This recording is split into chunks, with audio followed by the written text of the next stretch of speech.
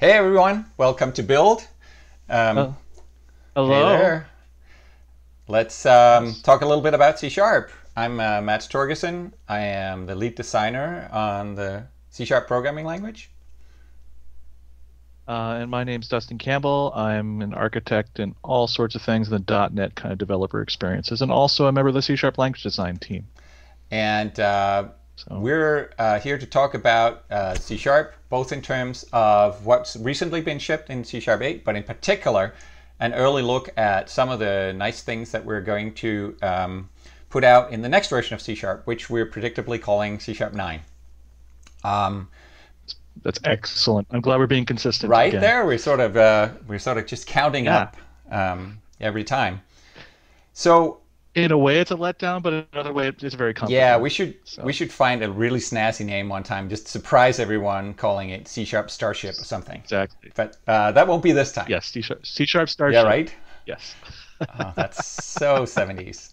So we do actually. There's rhyme and reason to how we think about putting new stuff into this programming language all the time. We have what we call the C Sharp language strategy, which you can find at that website, which is partly blocked there on the screen. So Scared by your floating head. yeah, right. So there's a couple of core things there. It's a lot more explanation if you go and look there. But essentially, what we're about is we want to aggressively evolve and innovate in C Sharp. Like we really want to keep the language moving with the changing developer landscape, the changing domains and tasks that you have to solve with programming. They have to be as natural and as convenient in C Sharp as the things you did when we came out 2 decades ago. So it's really important that we not just, add new features that other languages have, but also we're very active in innovating and being state of the art there. It is a language that's being used by very many developers for very many different things. And so it's important that the things that we do in C Sharp, by and large, benefit everyone. They can't be too much for specific scenarios. There are a couple of places where we make some exceptions to that. In particular, in recent releases, we have put more things in that are for sort of what you could call low level or systems programming. And that's because we think it's really important that more of those things further down in the stack, if you will, are written in a safe language. And also, it benefits all C Sharp developers indirectly in that the frameworks that you built on are safe and efficient. So we've done some things there that you might not use the features, but you'll still benefit as a C Sharp developer.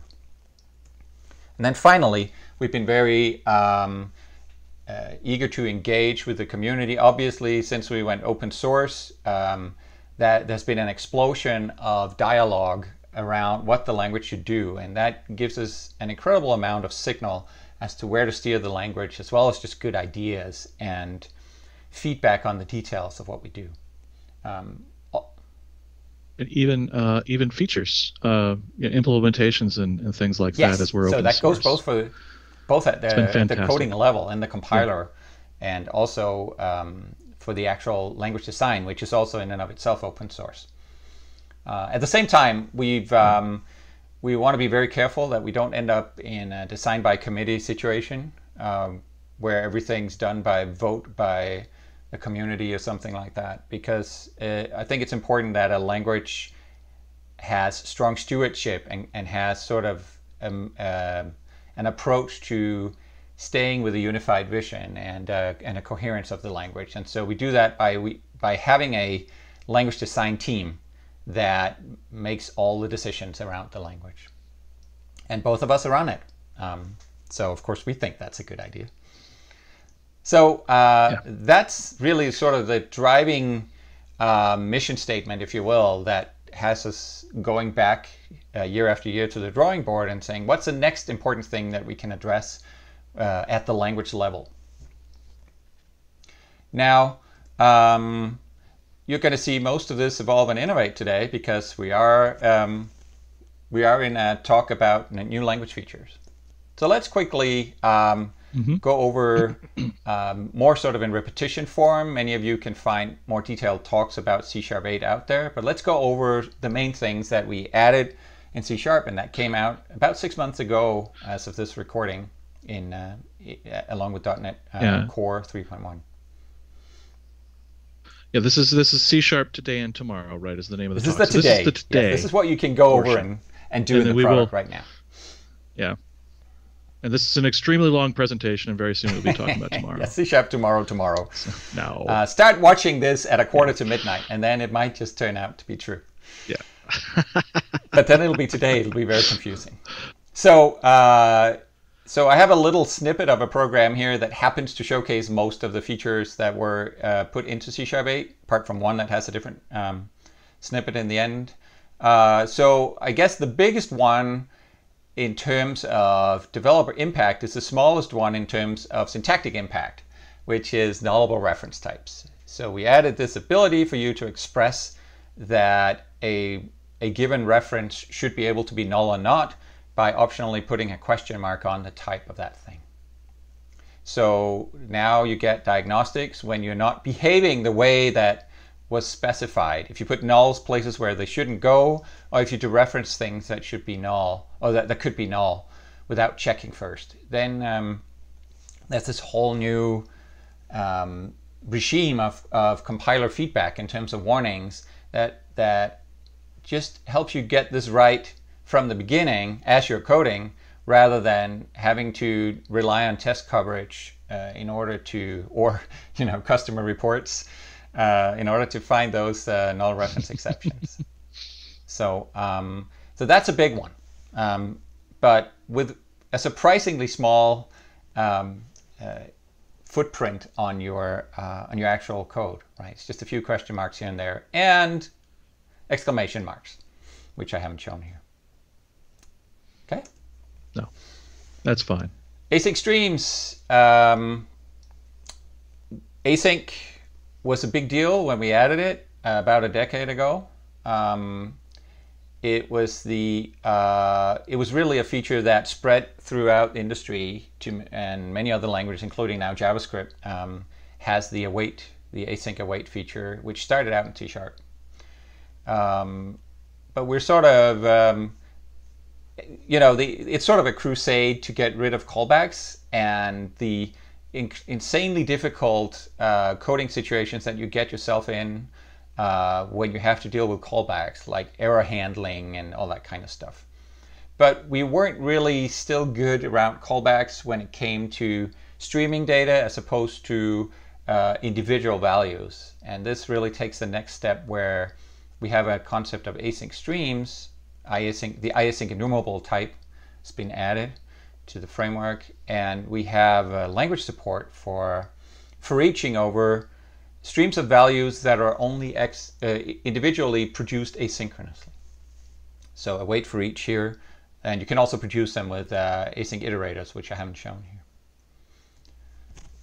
Now, also very small on this slide, some very convenient additions to how you can index into various data structures, including syntactic support for ranges, which let you index with, you can index with a range like the open-ended range 2 ... here, that is essentially a slicing operation. So you go to your arcs and you say, give me from element 2 and onward to the end. So this lets, whenever you're dealing with arrays, or very importantly, span of t, for instance, which is a type we talked a lot about earlier on with C# 7, that helps represent sort of references to sequences of data. It's very nice to be able to slice and dice those with convenient syntax. Mm-hmm. Now, we also did a lot in terms of around pattern matching and that kind of logic. We added an expression version of the switch statement called predictably switch expressions, which look like this, where you have sort of a fluent kind of syntax for tacking a switch onto the end of some expression, and that switch will then go from cases to results with a lambda arrow in between. So it's a very compact way of representing a switch where every case needs to produce an output value. And along with that, we extended also what kinds of patterns you can have in pattern matching, which you have in switches and is-expressions and so on around the language. In that we added recursive patterns that can have other patterns in them by, in this case, deconstructing the value that's coming in. The customer is being deconstructed into two values that represent the first and last name with the parens there, and then patterns are applied recursively to those individual elements of the customer. So that's pretty much it. There's one more thing, which is also quite interesting, but which is a little more sort of in the programming in the large parts. So we have a different example for that, and that's with default implementations in interfaces. So as of C# 8, you can actually provide a method body for an interface method. And so there's an example of that here. The reasoning behind that is, to some degree, of course, it's convenience. There are some interface methods that almost always are implemented the same way, and wouldn't it be nice if I could just provide a default implementation for that purpose? But I think the bigger purpose is one more of software evolution, where this lets you actually add more things to an interface over time. So this interface, iLogger here, could have started out with just the top log overload, and now we can add another one as long as we provide a default implementation without breaking that existing implementer below, the console logger, that are not providing an implementation for the second overload because they didn't even know it existed when they were written. But they don't have to either because there's a default implementation they can pick up. And so interfaces are kind of becoming unlocked from stasis, if you will. They can now evolve over time with this mechanism. Yeah. And what's super cool about that, what I like, it's not represented as well here, but you did allude to it, that you could implement that second method that has a default implementation, right? If you wanted to do something further with it. I like this example because you might have a different way of logging an exception. You might say, now I'm going to send that to some, telemetry backstore somewhere where, okay, an exception occurred and I want to log it a little bit more significantly, maybe capture a crash dump or something. I think it's not just that it's like you can evolve the interface, but also you can kind of provide optional members that people can optionally implement, which I think is super powerful. So that's all we want to say about C# 8 today. Again, you can find very detailed information out there because it's actually shipping and it's in broad usage already, has seen quite a lot of pickup.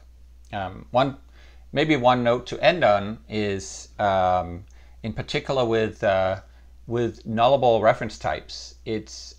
That one has been a feature that in its very nature, it sort of needs to propagate across the ecosystem, if you will. You can't really benefit from it completely until the things that you depend on are starting to use it. Until the API that I'm calling into has annotations about whether you should give it null or not, whether you can receive null or not from it, you don't get full checking of your own code. So it's been very gratifying to see the uptake kind of spread throughout the ecosystem, and more of the APIs that other people rely on, more of the libraries out there are coming online with the nullable feature and offering up this additional detail, essentially this additional type system detail to its consumers for them to choose to use when they're ready. Okay. Yeah. I think that with that, we should crank the number up and talk some about C# 9. Yeah. Very satisfyingly move it up to C#. So this is work in progress. Yeah. The C# 9 is not finished yet, and even the features we show you we're pretty certain about their overall design, but even their syntax may evolve and change, and That's part of the reason why we show it actually now, is so that we can get that kind of broad feedback that lets us make the final adjustments and decide, that keyword should be different, or the ordering of these things should be different, or that feature wasn't actually as cool as we expected. We've been known to yank things up until the last minute, so no one should feel safe. Yes. Yeah. So the plan is for it to ship with .NET 5 just a year after C# 8, which is a short cycle for a major version of the language. But there's actually a lot of stuff in there. We've just been working really hard. And so we'll see some of the stuff that's in there, and you can go and look at more in the resources we'll provide at the end. Two themes that I think they're by no means exclusive, but they're sort of key to especially the features we'll be showing. One theme is simplicity. Just make things simpler. Just make code easier to look at in common scenarios. And another one is a continuing focus on data and immutability. We've sort of been, C# is rooted in object-oriented programming, where things are very encapsulated and self-contained. And we've been working for years to balance that with being better at handling data that needs to be more, where sort of the data values are quote unquote dumber. They do less on their own and more and are more being manipulated from the outside. And along with that, we're seeing a rise in the interest in programming with immutable data, and that has always been at a major disadvantage in C#, even though we made some strides along the way. And we're trying, with this release in particular, we're doing a lot to help with immutable coding, as you will see shortly as we go and actually demo some stuff that's in demo time. Demo time. Excellent. So here you have, we're over to Dustin's screen. All right. Yeah, so this is actually the final state of last year's build, one of last year's build demos, where we were talking about pattern matching. This code had some pieces that we wanted to refactor and apply some of our newer patterns, because one of the things that's really started with various, some of these features over the years is that we've introduced features in a particular version, but it wasn't really completely done. We had more to say in future versions of C#. Mads was reminding me about async earlier. It started in C# 5, and then later we've done all sorts of things with async, like async streams or adding async main, things like that.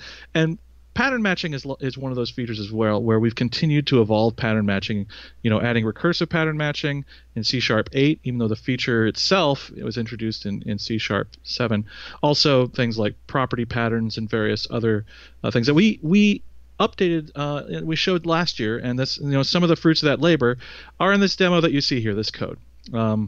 Where we'd had this, it was basically an application that would do toll calculations for crossing the 520 bridge here in the Seattle area. And I do want to... Now, we have some ideas, though. I just want to point out that this example is also one that is available on docs.microsoft.com. It's one of the major examples that's used to explain pattern matching.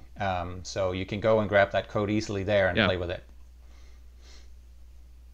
Yeah, this was provided to us by the great Bill Wagner, so thankfully, and so we're going to make it better this time, Bill, and it'll be even nicer on docs.microsoft.com. So some of the things that we kind of left behind, though, we had things that we wanted to do and we couldn't do yet because the language wasn't there to support it. I'm actually in a build of Visual Studio 16.7 preview that's been released here at Build. That you can try these features out on. These are C# 9 enhancements to pattern matching that we're already out there in the wild that you can use today. So the first thing that I kind of like to point out is we have all these different cases, right? We're checking cars, we're checking taxis, buses, and delivery trucks. Now, and the point here is to calculate what kind of the basic toll would be for those vehicles. Now, the way we did these pattern matches is that we matched, like on a taxi, various fares, and then we have kind of a catch-all here. And we always have to use this underscore, which is kind of annoying. And it's annoying in general with pattern matching, is that if I'm testing a type, I always have to put a name there. And so we kind of thought, what if you didn't have to? Yeah, we sort of make you Right? say that you don't need a name. Yeah. Yeah, like please don't give. I swear this does not need to be named. Instead, how about we just let you omit that? And that is new Yeah. in C# That's just a 9. simple type pattern now. And the crowd goes Yeah, right? wild, right? First, we Yeah. introduce discards everywhere, and now we are even letting you not Yep. say them. So. Yeah, yeah. So, and that of course works equally in a regular switch when you're using pattern matching. It's a new pattern. Now, another place where we found something that we could not really do much with in the version that we were using at the time. We did some really nice pieces here. I loved this where we said, day of week, Saturday or Sunday. Otherwise, it's true. Just to tell whether it's a weekday. It's a nice pattern match there. But we couldn't really do anything with this because this block is just a bunch of if-elses, but they're relational kind of expressions where they're asking, okay, it's trying to figure out, are we overnight, are we morning, are we day, by checking the current hour. And so we couldn't really do anything with this. But today, or tomorrow, I guess, we can do this in C# 9, where we've added relational patterns that allow us to, and the IDE supports it already, allow us to instead just switch on relative to, switch on with a less than that, treats the left hand side of that of that being what's being switched on, and then the right hand side is there. So you can do a really nice, beautiful, succinct pattern here that I am super happy about, because that means we kind of get to finish the story of these particular functions. And then now I don't need any of this extra boilerplate code, and I can just turn that into a nice switch, nice expression body member. That is super nice. That's really pretty. And just to be clear here, what happened here is that we have a new kind of pattern, which we call a relational pattern. So the less than 6 there, that is a pattern that matches ints that are less than 6. Yeah. I really wish the IDE would let us do sort of a tabular line things up formatting. Like that. It doesn't. Yeah. Yeah, this is officially a request for that feature. If GNU's listening, that's what I want. Cyrus, if you're listening, this is what I want. All right. But that gives me an idea, though, right? Because we were able to use these relational patterns down here, and up top we have several places where we're also doing relational kind of faking out relational patterns by using when clauses, right, on these cases. And if we are to break this out a little bit, and we could use some of these relational patterns, just like we have down below. So I'm going to do this with delivery truck, okay? And I think the way to start this is that what we really want to do is we want to match on that gross weight class right here. That's what we actually want to be matching on, because we're checking this both times. We're checking, is it greater than 5,000, or greater than 3 or less than 3,000. So what I'm going to do is I'm going to use a nested switch expression, kind of like what we've done with cars up above. And so I'm just going to match on delivery truck of T, and then I'm going to put an arrow in to indicate that, okay, this is now a switch, this is now a condition, another case in the enclosing switch expression. And then I'm going to match on T gross, or switch on T gross weight class like that. That's what I want to do. And right now these are all errors because these patterns aren't reachable, because I have a pattern here that subsumes them all, right? But now I can take these particular cases and just move them in here, just like before. And we have this relational pattern right there, and I could change the order on them so they look right. This one I have to put a discard in this one right here, and that's good. That is very pretty. It seems kind of a shame, though. They're not. You put them more in order, but the last one is sort of belongs in the middle, right? It's the one that's greater or equal to 3,000 and less than or equal to 5,000. So, but we still have to put that at the end. Yeah. What is my code? No, I want more. For you, man? Okay. Well, if we move it up, the problem is that if I move it up, now, just like we had before, this is going to subsume this case. right? So I can't do that exactly. Um, we would need Hmm. something more here. Um, Fortunately, we do have that, and Of obviously, course I'm you just are. playing games with you. And this Um, is a big surprise to me. I didn't Foresight. know about this But I language could. feature until This is the until right now. You didn't know. You didn't know. Woo! So we could say, use the relational pattern and say, okay, we could say that we want to be greater or equal than 3,000 to be in the middle of, this Hmm. these two cases, um, and we want to be less or equal to 5,000.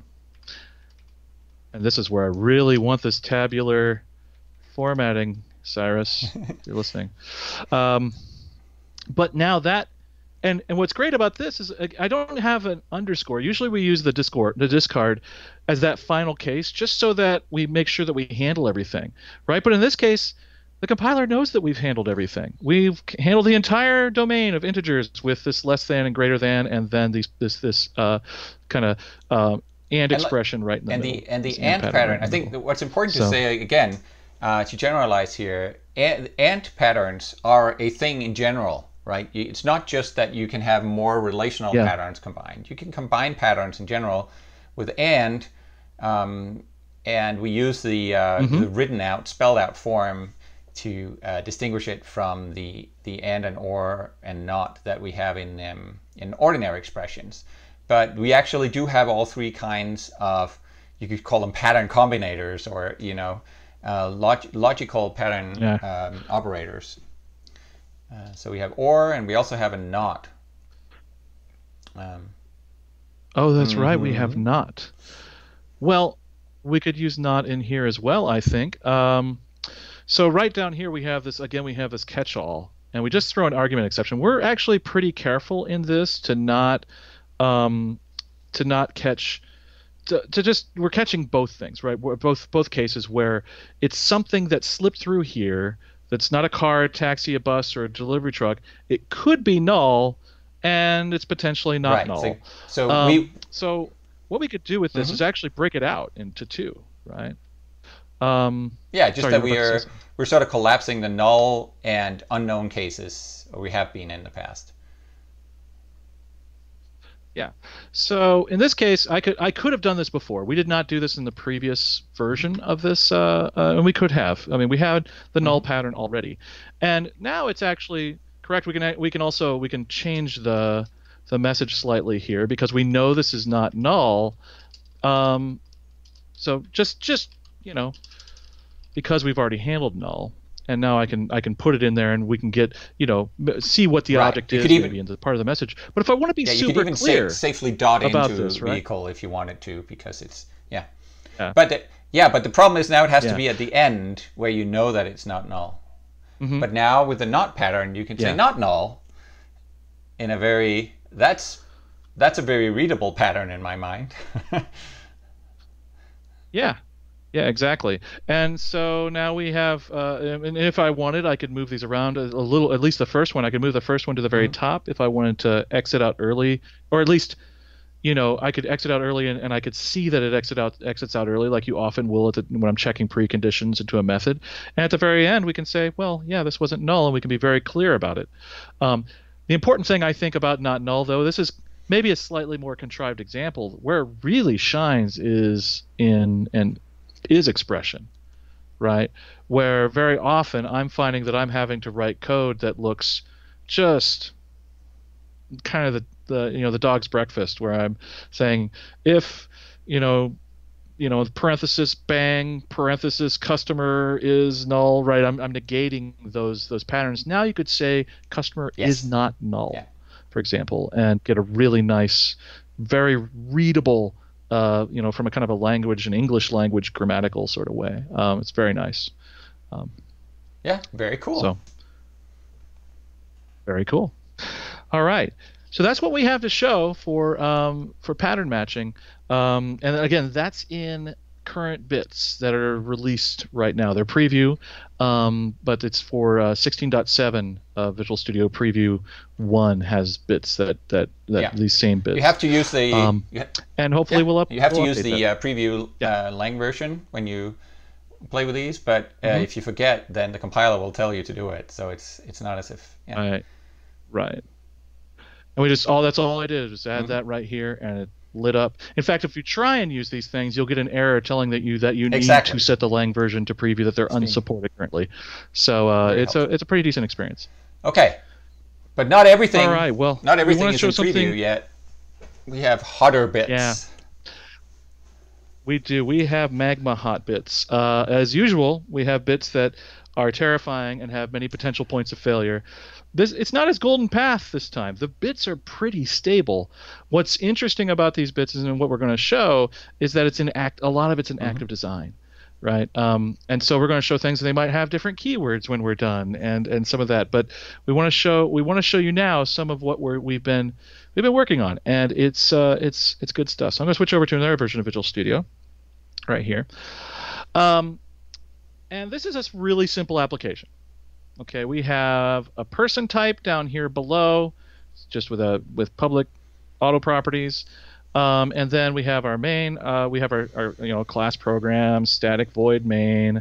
We create a person, we display it. Here's a local function here to display that person. Right? It's demo fodder of the highest order. We even using static for system console, just to show you that's very much demo code. I'm joking. I'm teasing. Um, but Mads, what I hate about this is that there are literally 6 lines here that are just ceremony. There's more than 6 lines that are ceremony, but there's 6 that are especially Hmm. egregious ceremony. Can you guess I which ones I can mean? because I read the demo script. Oh, But yes, of I think course, that of course. But could you act like you what? didn't Okay, and answer? so maybe is it all the white space? No, it's not the white space. That makes it worse. No, it's this class Yeah. program, this static main. I mean, we always have to say this, and it's just laborious. It's the first thing if you're in a class learning C sharp, that's the first thing the professor says. Yeah, don't worry about that. Just move on to the next thing. Not they say, what's this class? Just don't worry about that. Why is there a static void main? Don't worry about that. Next, let's. They want to get you inside the main Yes. method where you can write code and you can get the power of actually making things go with C sharp as opposed to making the compiler happy. Um, and so what I'd like to be able to do is to just delete these. And in this build, You can. I can. And I will compile and run, and we should see eventually, as it spins up, there we go, that in fact It it works. runs So now as one. you can just It write works. source code. You can just write statements at the top of your file in C sharp. We call them top. We call Yeah. this feature top level And statements. top level is a Yeah, very right. creative name.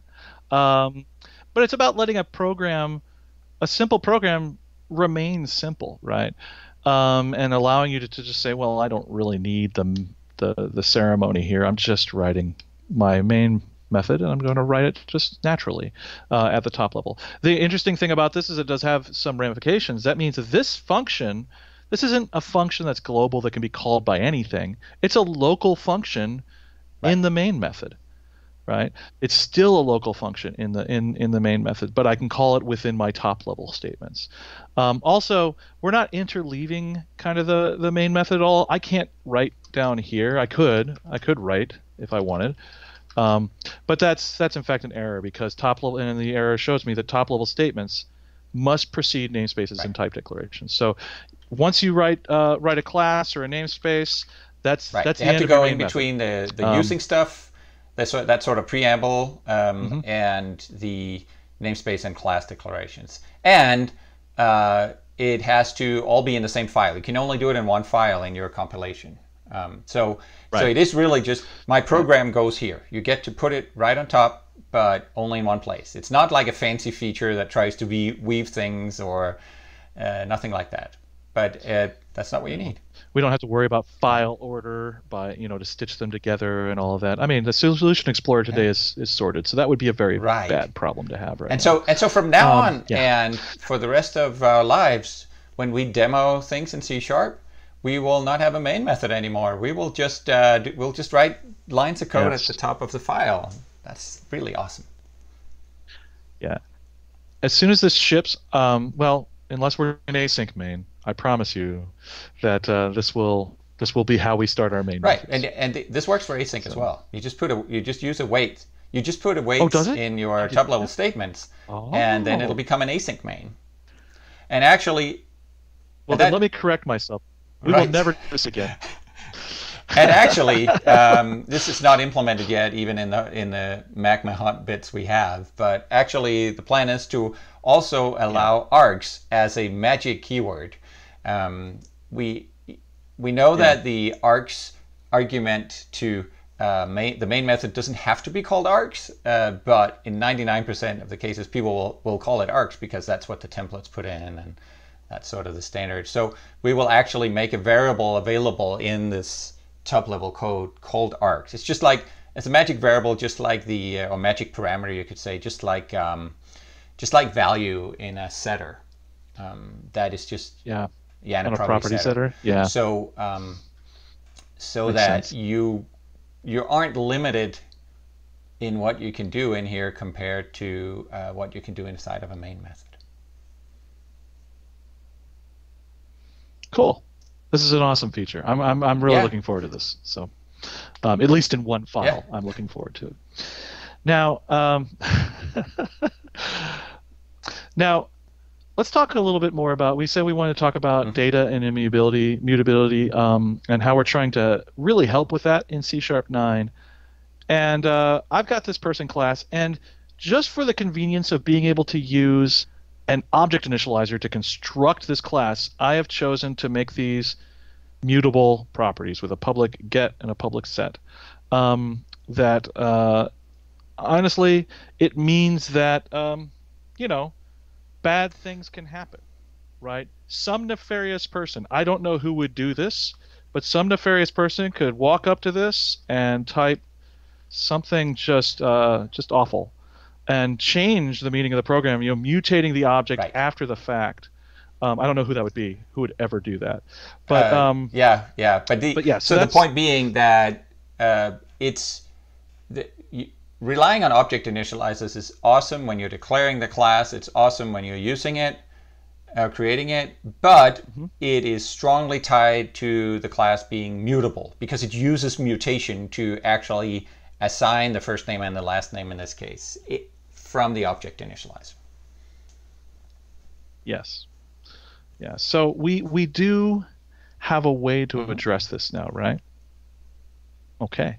And this is about the idea of making properties that can, the problem is that if I want a read-only property, then that's only settable in the constructor, right? And object initializers break down into a construction of the object and then a bunch of assignments after the fact, right? So I can't do this because it's only settable within the constructor. But an object initializer has this, it's just this wonderful concept of I'm not only constructing my object but I'm initializing it, and it's bounded by these braces, and so it feels like I should be able to have a property that is is basically settable within a constructor but also settable within Yeah. initialization as well during that Yes. period of time. And so I can do that by using an init only property. There we go. Yes, and now this nefarious activity is thwarted because an init-only property or indexer can only be assigned an object initializer or this or base. Hey, it's another one of these compiler messages, but it's very clear. You can't Yep. do this here. Is what You it get means, and to so you get we to say no to change that. these only in the object initializer as you're creating the object as part of the new object syntax. And after that, it's no Yes. go. So you have an immutable class that works with object initializers. Yeah, That's awesome. Hmm. and that's beautiful. That's beautiful. And this is just a general feature that you can use on any class. You could have an init-only property if you want to set things up like this, so that there's some level of protection against, you're in a you have a big project and you want to guarantee the state of those objects, and you never know who on a big team is going to grab something and do something bad with it. You never know. It's best to protect against those things or against your future self, because your future self is always always forgets what your Right. previous self did and intended. Um, so that's what we have here. This is a fantastic feature, but we can do more with this now. the problem comes here when I have immutable objects. I often have immutable objects where I want to now treat them different. I want special features on these. We've talked about this before, Mads. I think you've mentioned it in a previous build talk about destructive mutation, right? Where I want to be able to, basically take some type of immutable data, and instead of setting the data, changing the data directly on that on an instance of that class, instead I want to be able to create a new instance of that class where all of the data is copied over from the previous instance of that class except for these changes. Yes. Right. We do this a lot in Roslyn with our syntax tree model, where we've got, we put lots of little with methods on there. And so we have an answer to that in C# 9. We want to be able to, take those with methods that, this kind of a general pattern that people are using, and just bake something into the language that makes sense. Yep. Right? For immutable data. So I'm going to change this class. It's no longer going to be just a normal class. Now it is a data class, and this is a keyword that is the keyword that happens to be in the prototype. It is up for debate and up for change, but this is what we're calling a record. Yeah, and so record is a lead contender for that keyword, but currently it's data. It is a lead contender, yeah. Currently data. And this now kind of bolts on several features to this class, several qualities now to this class that give me more ability to play around with it. One of those is that destructive mutation. Non-destructive, rather. About. So instead of... Yes. What's that? Oh, non-destructive. Excuse me. Sorry. You should have corrected me before. I was just out to lunch. And the idea is that instead of, changing the data directly on that object, I want to get a new object with some changes to it. Okay. And so now I can just create a brand new version of this. Thank you, IDE. Again, Magma hot bits. Lucky didn't crash. All right. So I'm going to run this, and we should see that the original person doesn't get changed. Right. Now there's a new one that has that is awesome. That is exactly right for these immutable coding styles or paradigms where you modify the data by creating new versions, and the old ones can still be around. You can even diff them, or this is used for all kinds of things, for rollback and keeping track. You can diff them. I mean, because they. Yeah, I mean, but you can. Some of that diffing happens because they have they also have different kind of equality built in, right? So, for example, if I want to say let's create another person based on the other person. Whoops, I need that with keyword, don't I? My fingers don't automatically type it yet. And then say I wanted to set its last name, the last name of this person, back to Hunter. Well, what's interesting about that is that, and let me go ahead and we'll display this to the console so we can see it, but I also want to display to the console, I'm going to write out the value of calling equals on this between person and original person, because one of the qualities of a record is that they have value equality, which means that if their parts are equal, if their data itself inside contained within that instance is equal, then it is considered, between another object, if it's the same, we consider those equal. But they are not, in fact, the same reference equal. So they are not reference equal, meaning they're not actually the same instance, but they are considered equal by the values within them. Yeah. So this is this thing where they are still. We still want these objects to be reference types so that you can build data structures with them. You can build trees and whatnot out of them. They can't be like value types like structs necessarily, but you want them to have value semantics in the sense that what's inside of them that's important, not their object identity. What's inside of them that's important. It was a lesson we learned was inside of us all along. Yes. I think it's beautiful, really. It's beautiful. And so if I run this, we'll see, the original person and the other person, and then well, not the original. We'll see person, other person, and then we'll see original person, which should look like person. But then if the value semantics hold, we should see true and then false, right? So I'll go ahead and run this, and that's exactly what we see. Yes. And you can really drill that home if I go ahead and change that name. Then you'll see that now it's not value equals, nor is it reference equals, of course, because it's a different instance. So this is extremely powerful stuff. I'm kind of in love with this ever since we started working on this demo. So it's a lot of the like us having written the compiler framework Roslyn in this style manually. We know it's a lot of heavy lifting to get these things right, the equality and the withing, and it just the value semantics really. And that is why we realized how important it is to build it into the language.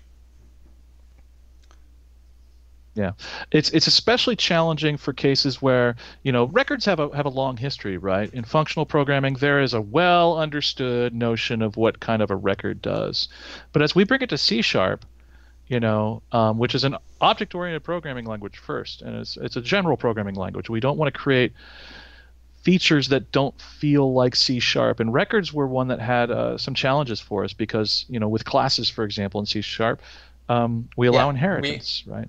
So we want to, as we do this, and it's not in the prototype. We have some slides, so we'll come back to that point. Right? We'll come back to it, but we want to be able to, make these very powerful records that work naturally within C# in the ways that you expect. Now, I have a silly request, which is that in other languages that have record features, they're shorter than this. Even shorter. Yes, they are. Can we do something about that? We can.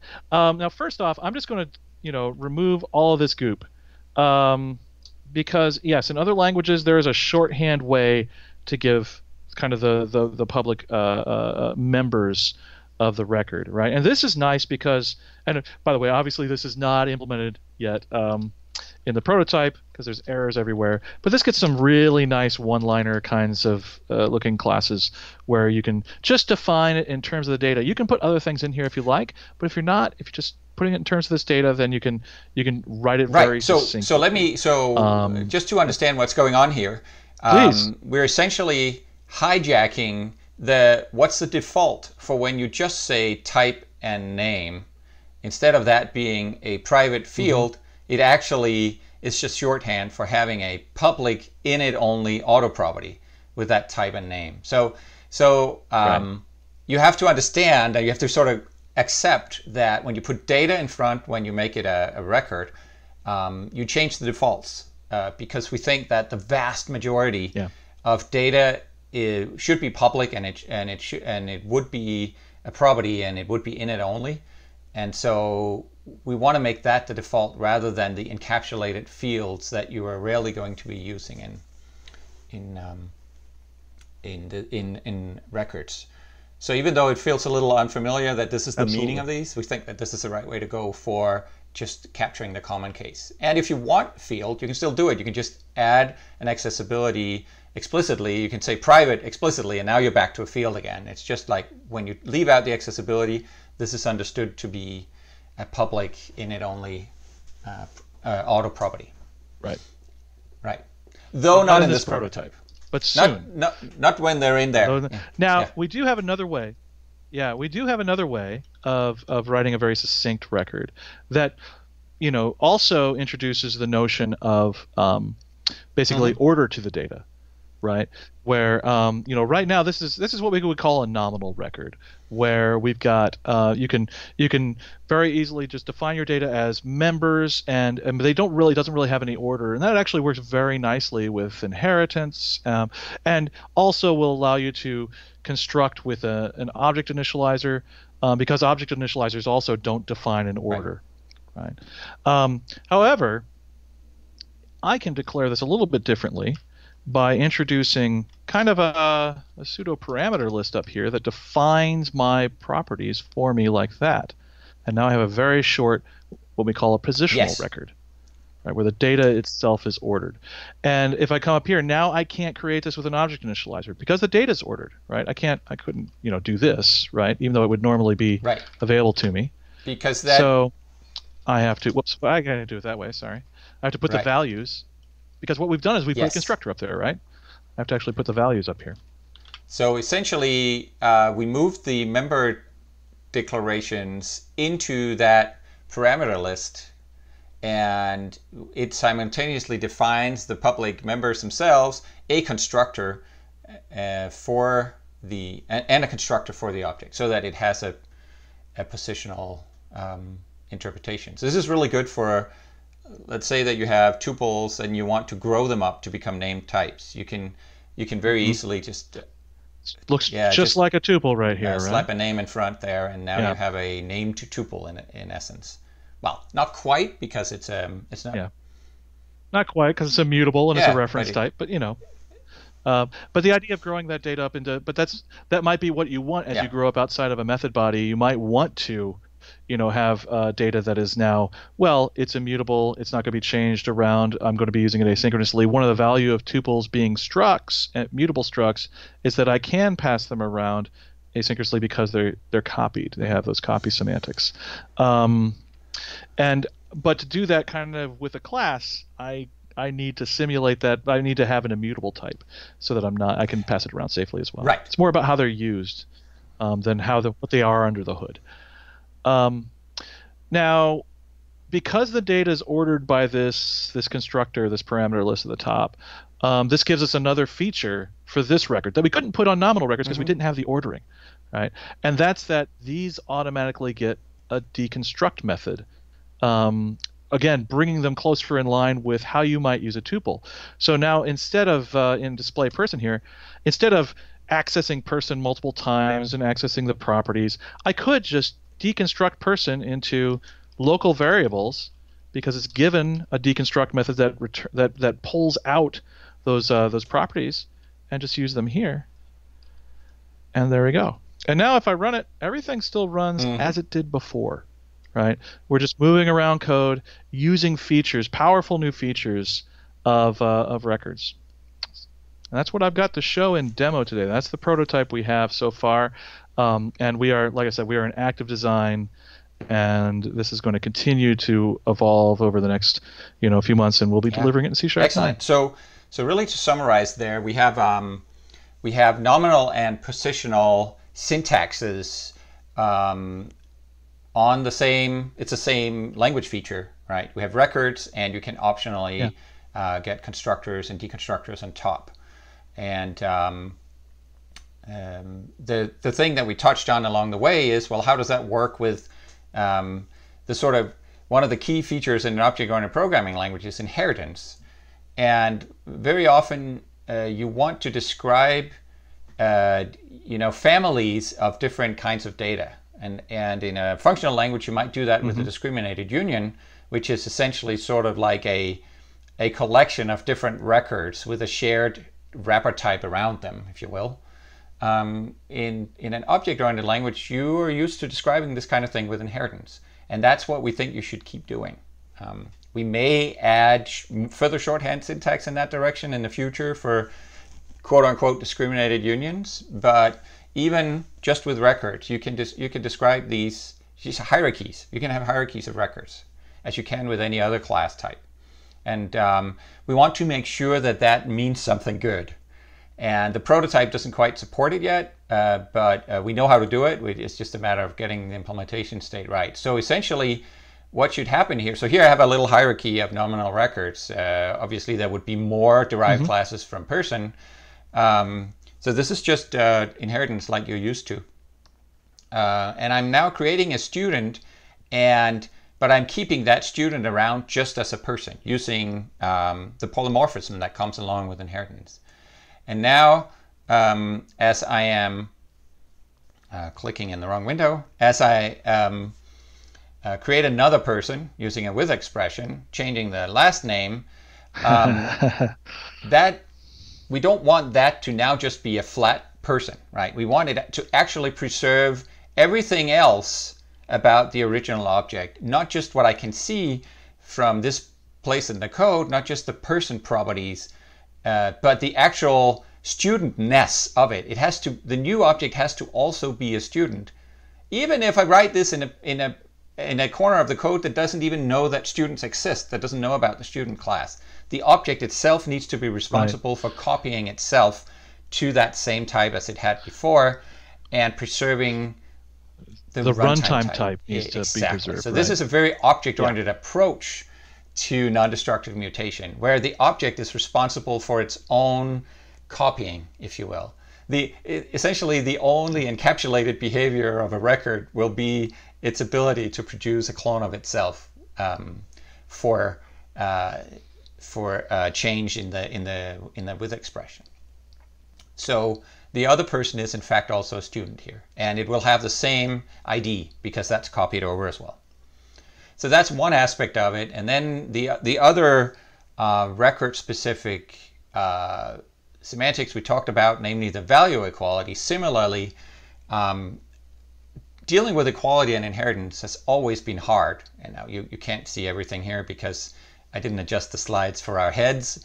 But the main point is that if I do like you did before, create an original person that is value equals to the person, then not only are they are still equals even though they're students, regardless, and that equality will actually again compare even. It's a runtime defined equality that will compare even the properties that you can't see, and it will actually, it's a symmetric equality like equality is supposed to be.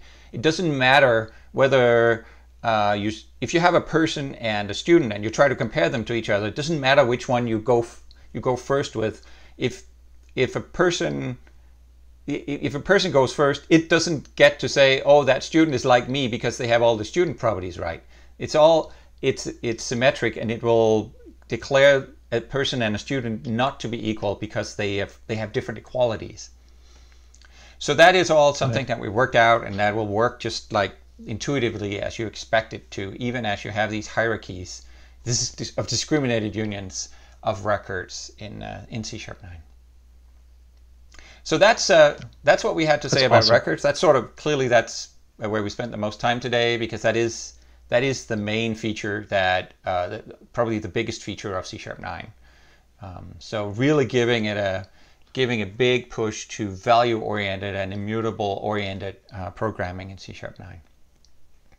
Now, there are many other C#9 features. A few of them are just mentioned here, and there are even more. But here are a few. Target type new is where target typing is where an expression doesn't need to say a type because the type arrives from the context. And target type new is an example of that, where if I'm obviously creating a person, like I'm passing this to a person argument, or as here assigning it to a local variable, then I don't have to say person. That'll just be inferred from context that you can new up an object like this. And isn't that a community contribution? Right. So this is one that has been on the docket for a while. It's been implemented by a member of the community, and we're essentially just putting it in because it's great. This is an example of open source actually not just helping us design, but also build the language.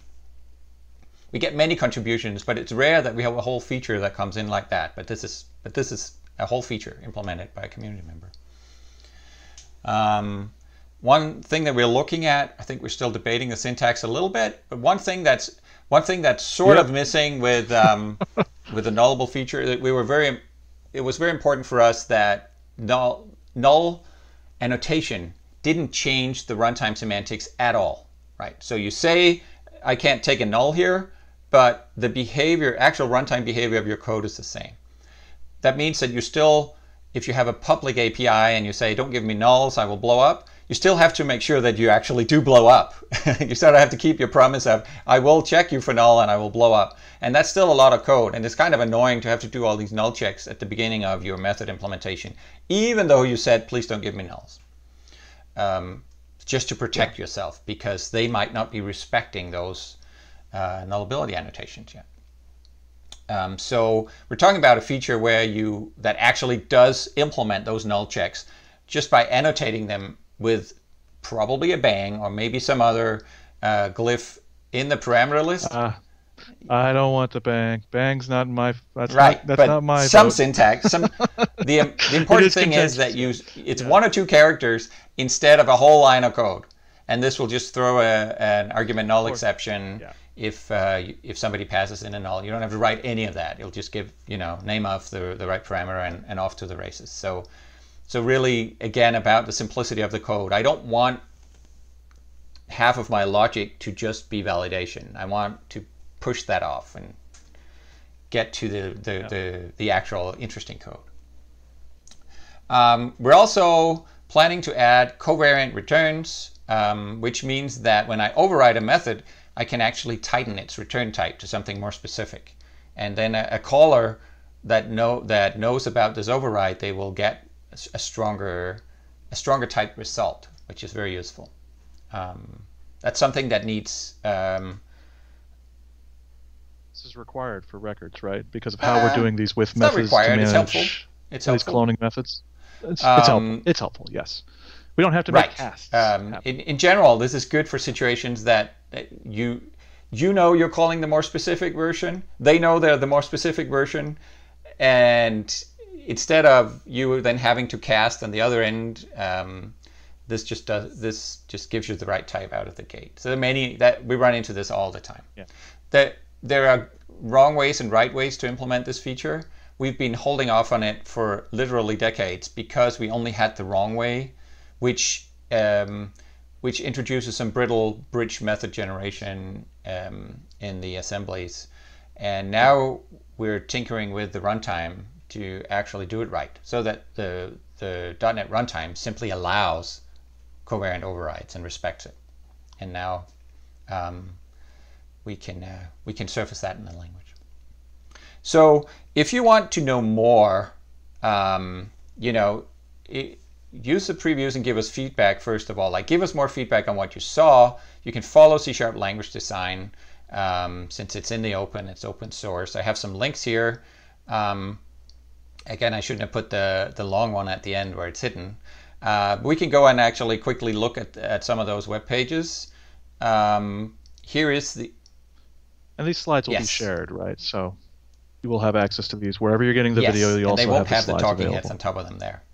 So yes, this is the C# lang repo on GitHub, which is actually where we design the C# language. And you can go and you can see here are the reports from all the language design meetings. Here are the proposals for things that are being built, the sort of spec, if you will, for things underway. And under issues is where all the initial ideas and proposals are. So there's a lot, as you can see. If you want to look at the ones that are being discussed in language design, those are the ones that are being championed by a member of the language design team. That reduces the list somewhat, and we can filter further here and look for instance, things that are candidates for C# 9. And we're now down to still quite a long list. And these are all the features that are still, it's still a possibility that they make it into C# 9. These are things we're still talking about. If you want to understand what the status of them is from an implementation point of view, you should go out to the Roslyn repo, which is where the C# compiler is being built, and the VB compiler. And here is a language feature status page where you can see all these features that we talked about and many more, and see what the state is currently. You've seen a lot of them are merged. That's good news. And you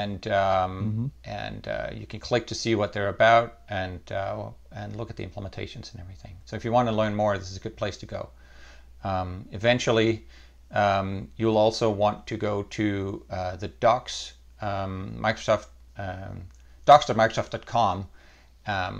It will start to pick up with describing the new features as we get closer to shipping, and that'll be a good place to sort of, if you don't want to see as much of the sausage getting made, but just want to know what's coming out, that'll be a good place to catch up on that. So with that, we're done for today, talking about C# today and C# tomorrow, and it was a pleasure sharing this new kind of build experience with you, and hope to see you next time. Thank you very much. Yeah. See ya.